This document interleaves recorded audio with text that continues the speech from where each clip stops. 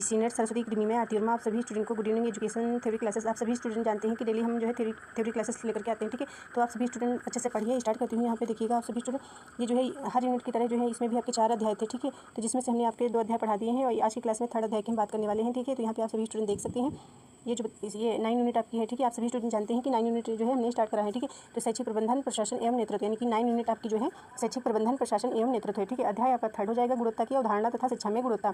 तो गुणवत्ता शब्द हो जाएगा, इसको आपको पता है, ठीक है, क्या होता है अवधारणा कॉन्सेप्ट, ठीक है। और ये क्या कहते हैं शिक्षा में गुणवत्ता, तो ये आपको पढ़ना है, जिसके अंतर्गत आपको 4 हेडिंग्स हैं और एक हेडिंग के अंतर्गत जो है अन्य हेडिंग्स हैं। तो यहाँ पे आप देखिएगा कि गुणवत्ता की अवधारणा हेडिंग से है आपकी, और दूसरी हेडिंग आपकी है शिक्षा में गुणवत्ता, और एक हेडिंग है आपकी शिक्षा गुणवत्ता का क्रम विकास हो जाएगा, और एक तथा निरीक्षण शैक्षिक गुणवत्ता का क्रम विकास और जो है गुणवत्ता आश्वासन हो जाएगा, और संपूर्ण गुणवत्ता प्रबंधन है, और एक 6 सिग्मा है। तो ये सारी आपकी इसके अंतर्गत हेडिंग्स हो जाएंगी, जिस जो इंपॉर्टेंट है उसी के बारे में डिटेल में बात करेंगे, ठीक है।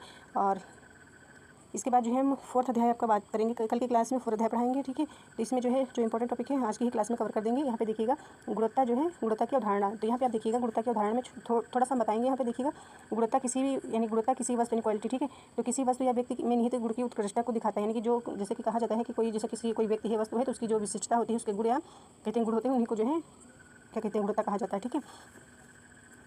किसी व्यक्ति जैसे कि विशेषता को जो है गुण कहते हैं आप, ठीक है, कह सकते हो।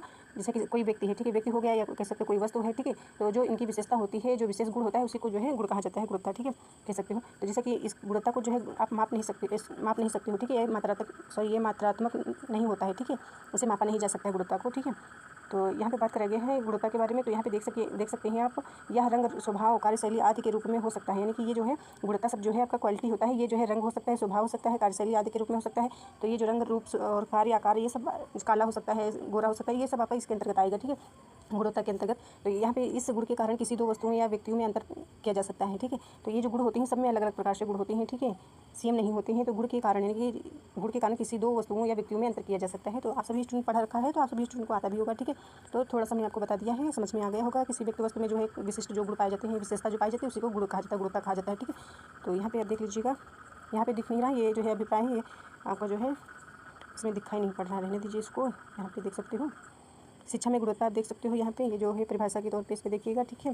तो यहाँ पे जूम कर दे, थोड़ा जूम कर दे, दिख ना रहा होगा।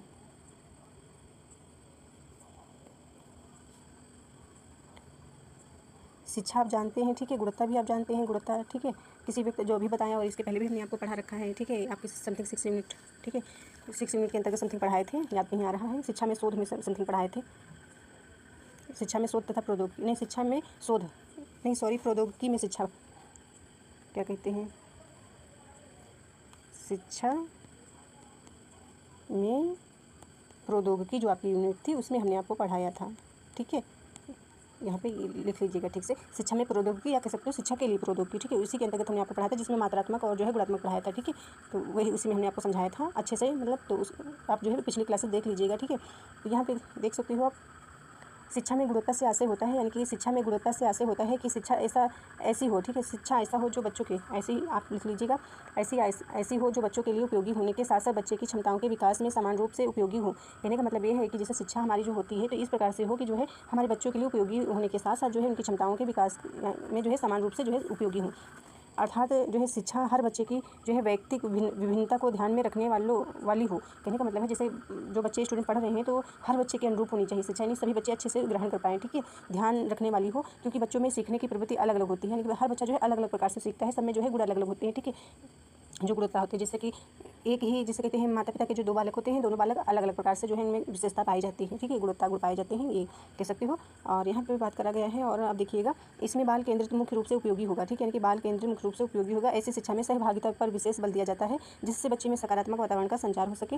और यहाँ पे परिभाषा के तौर पर देखिएगा शिक्षा में गुणवत्ता की परिभाषा, शिक्षा में गुणवत्ता की आवश्यकता को देखते हुए अनेक विद्वानों ने अपनी परिभाषाएं दी हैं। यहाँ पे देखिएगा जिसमें सभी का एक मत नहीं है, यानी कि जिसमें सभी का एक मत नहीं है, सभी ने गुणवत्ता के विभिन्न पक्षों जैसे सहभागिता, बाल केंद्रित तथा सीखने के बेहतर वातावरण तथा जो है बच्चों के भावनात्मक विकास आदि को शामिल करते हुए परिभाषित किया है। यानी कि इसमें बताया गया है कि बहुत जो विद्वान है, ठीक है, यानी कि सभी के मत जो है अलग अलग हैं, ठीक है, मत नहीं है, सभी का एक मत नहीं है, सभी ने अलग अलग प्रकार से जो है बताए हैं, ठीक है, गुणवत्ता शिक्षा में गुणवत्ता की परिभाषा को।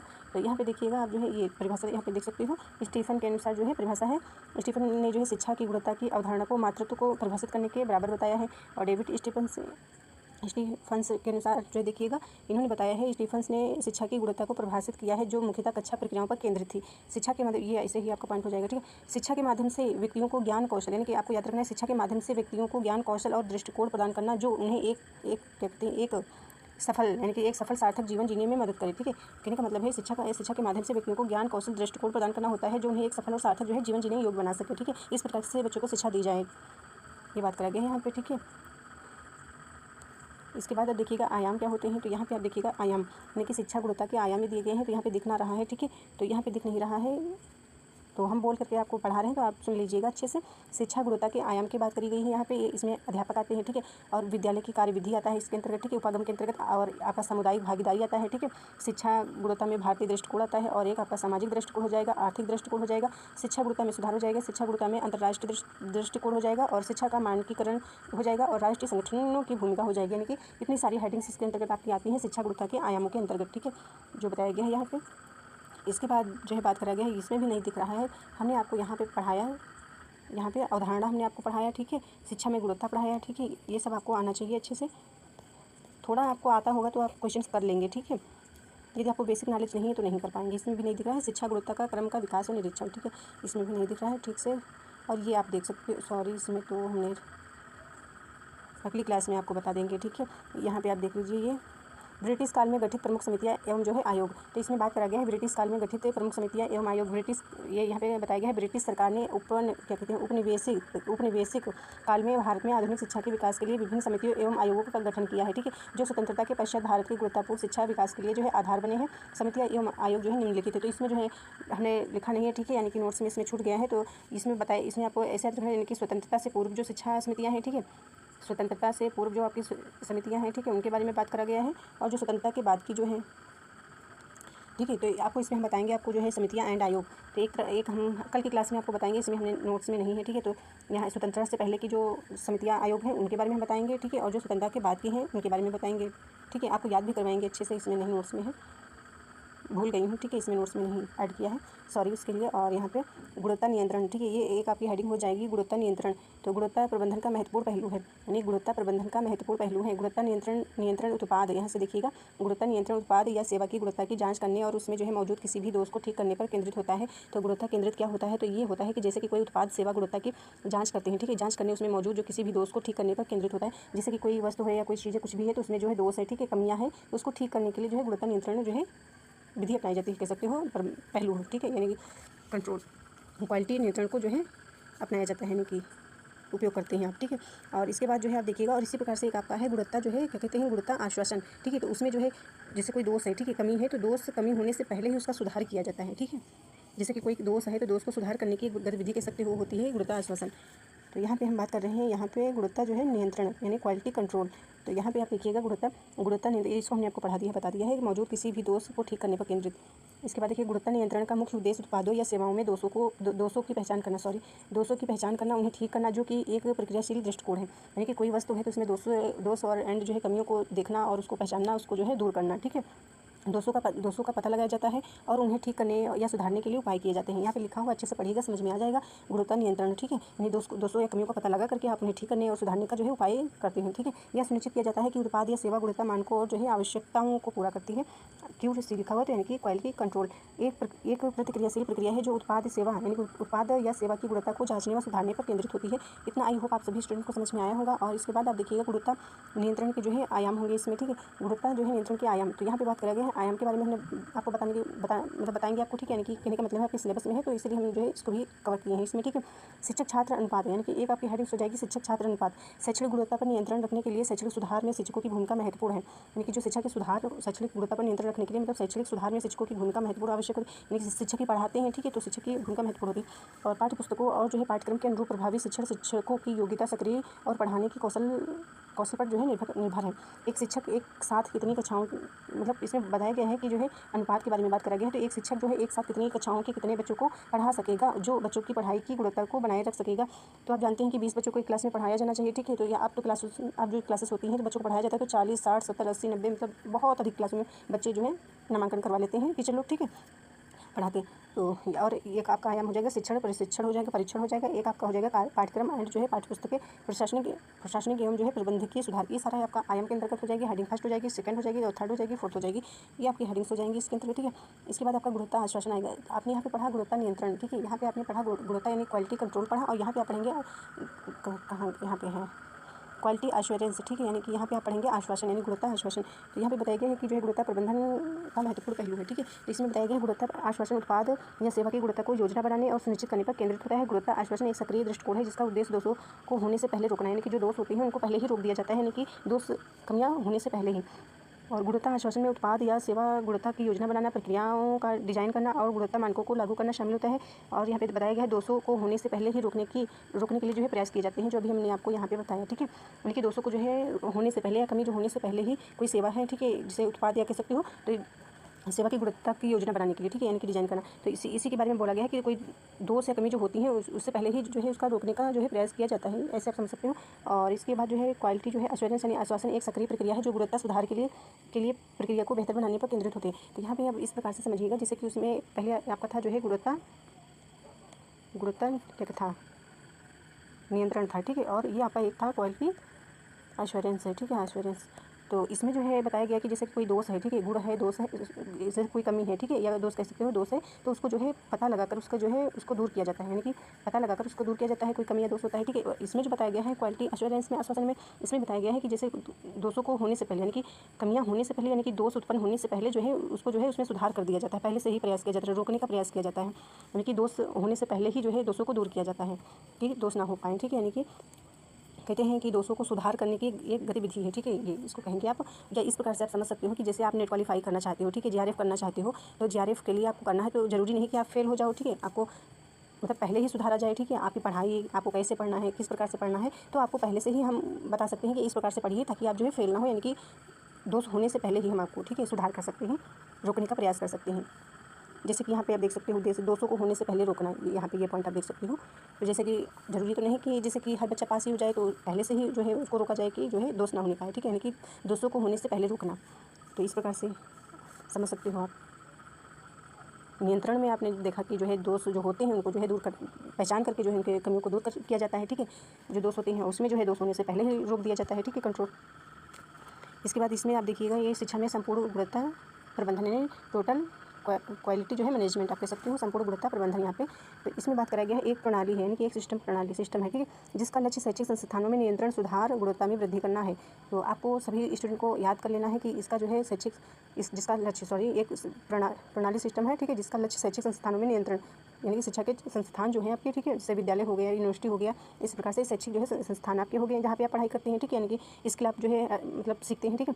तो सुधार और गुणवत्ता में वृद्धि करना है, तो आपको याद रखना है, ठीक है। यह एक ऐसा दृष्टिकोण है जो सभी स्तरों पर यानी शिक्षकों, छात्रों, प्रबंधकों और जो है अन्य कर्मचारियों को शिक्षा की गुणवत्ता में सुधार के लिए शामिल करता है, जिसमें बताया गया है आपको, ठीक है, ये इतना हो जाएगा। फिर आपका है जो है टिक यानी कि संपूर्ण गुणवत्ता का मुख्य उद्देश्य यानी कि प्रबंधन का जो है मुख्य उद्देश्य छात्रों को बेहतर शिक्षा प्रदान करना है। तो ये जो आपका होता है, तो इसमें बोला गया है आपका कि जो है सुधार और गुणवत्ता में वृद्धि करना, और दूसरा पॉइंट आपका हो जाएगा बेहतर यानी कि उद्देश्य छात्रों को जो है बेहतर शिक्षा प्रदान करना, ठीक है, बेहतर शिक्षा प्रदान करना और उनकी आवश्यकताओं को पूरा करना, उन्हें सफल बनाना।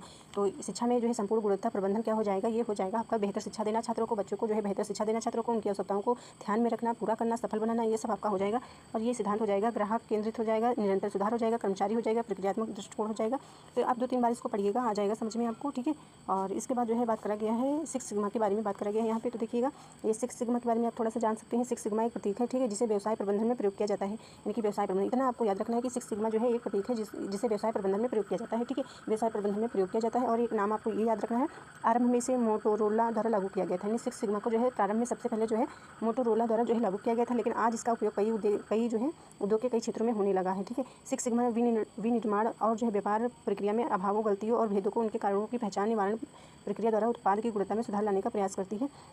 किसी संगठन के अंदर चलाई जाने वाली हर 6 सिग्मा परियोजना के एक परिभाषित अनुक्रमित का पालन करती है और एक परिमाणित वित्तीय लक्ष्यों को जो है सामने रखती है। 6 सिग्मा एक ऐसी अवधारणा है जिसका उपयोग व्यावसायिक प्रक्रिया में सुधार करने और दोषों को कम करने के लिए प्रयोग किया जाता है। तो आप सभी स्टूडेंट को आई होप समझ में आया होगा, ठीक है। और यहाँ पे दिख नहीं रहा है, ठीक है, तो यहाँ पे बात तो वही करा गया है 6 सिग्मा के बारे में ही है, ठीक है।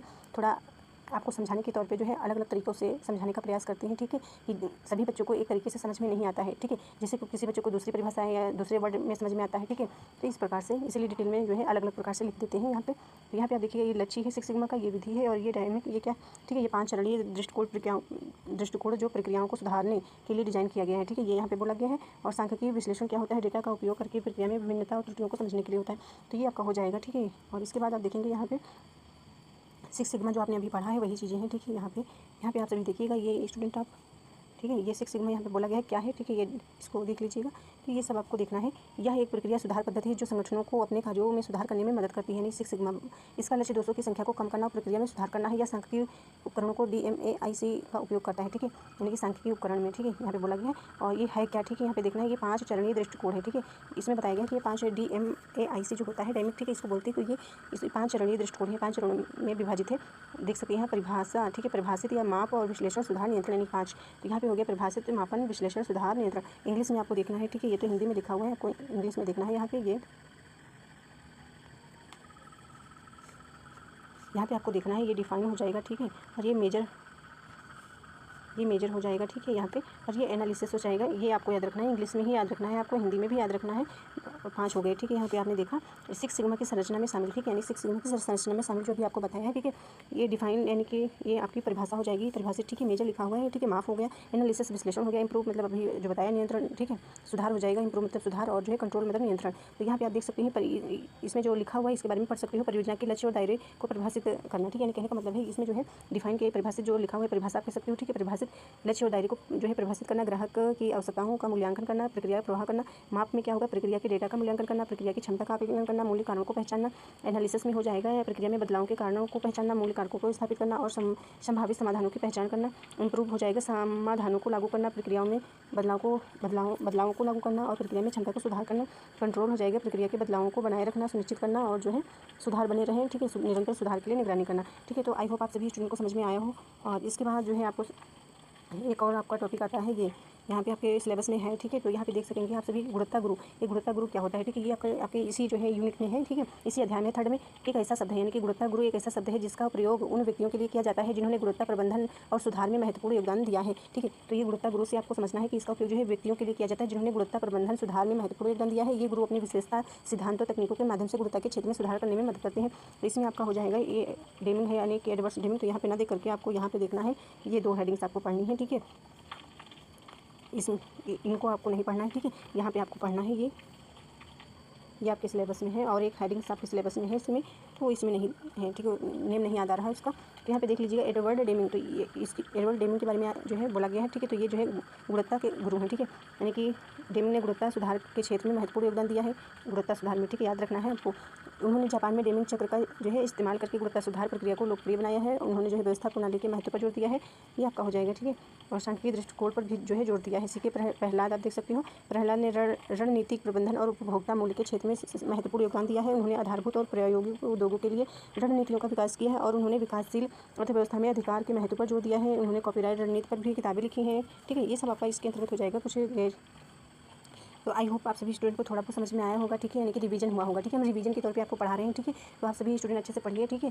और ये जो हमने आपको बोला है तो इसको आप अच्छे से याद कर लीजिएगा, ठीक है। यानी कि इंग्लिश में आपको याद रखना है, ठीक है। इंग्लिश में यहाँ पे लिखा ही हुआ है, आपको याद रखना है। आपको ये दिया जाएगा कि इसका फुल फॉर्म आपसे पूछा जा सकता है या फिर आपका जो है इसके बारे में जो है मिलान करने में भी आ सकता है। तो इस प्रकार से प्रश्न पूछा जाता है, तो आपको बताना है, ठीक है। यानी कि डिफाइन याद रखना है, परिभाषित, मेजर से, और ये एनालिसिस है। ये 5 सीक्वेंस में लगाने को भी आ सकता है, सीक्वेंस में, ठीक है।